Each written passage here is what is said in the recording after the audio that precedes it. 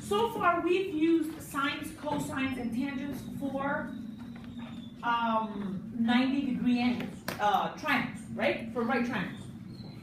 But it turns out that you can use sines, cosines, and tangents for triangles that are not 90 degree, okay? And the way you can do that is with the law of sines. Now, if I have a triangle, C, A, B. Now I'm going to do it just a little bit different than you do here. I'm going to use Greek letters, okay? Only so that in your head it sticks a little better. Alpha, beta, gamma. These are Greek letters in alphabetical order. And notice that alpha has A opposite it, beta has B, and gamma has C, okay? If I know the relationship is A is to the sine of alpha, and I think you can figure the other ones, as B is to the sine of beta, and as C is to the sine of delta. Gamma, not delta. This, people, is the law of sines. How do you use it? This is what you should have in your notebook as a minimum, because this is what you're going to use. What is this? A bunch of weird signs. No. But you do remember that sine of an angle is a function, right? This is not a multiplication, please. Can't stress that enough. Sine of an angle, if the angle is 30, this is sine of 30, and you can either use the calculator or use a similar triangle to find out how much the sine of 30 is, right? Okay, so let's say you have 7, 10, you don't know this one, you don't know this one, and you only know this one. You don't know the sine, you don't know one of the sides, you know the other two sides, and you know just one angle and you don't know the two angles. What do? You use the law of sines.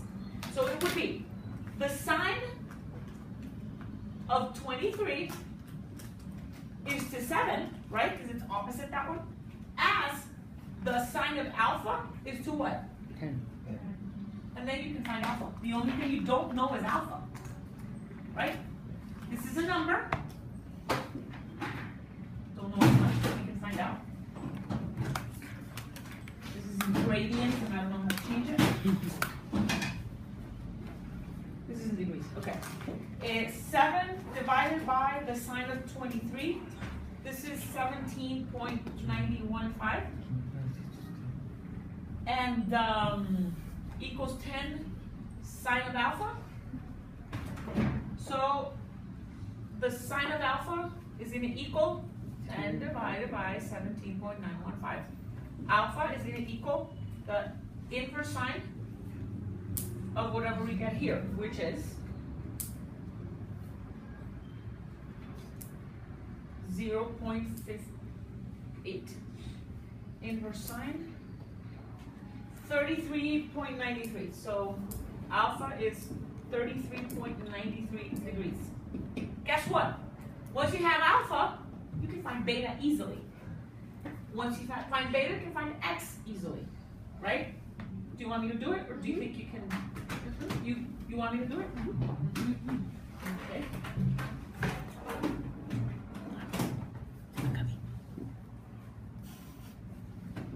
How much would beta be? It's my ending. How would you find beta? Now that you have alpha and you have 23.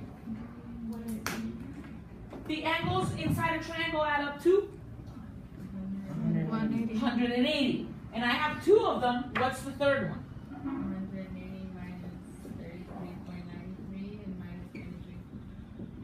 Very good. So beta is something. And you are all so quick to get your calculators out. It's impressive. Nobody in the Old West would beat you guys. 123.07, okay?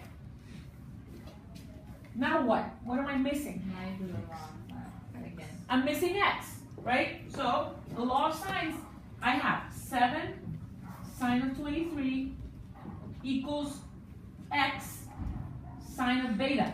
And beta is 123.07.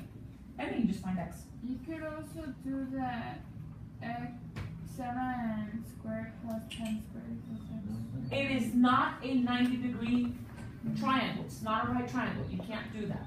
That only works, Pythagoras theorem only works for right triangles, okay? So you just find x.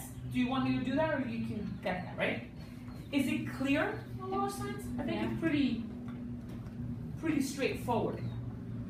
So this is when you have two sides and one angle. There's another one called the law of cosines, which is for when you have two angles and only one side.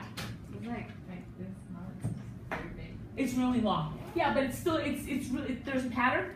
And again, this one's when you have two sides and one angle. The other one is when you have two angles and only one side. Okay?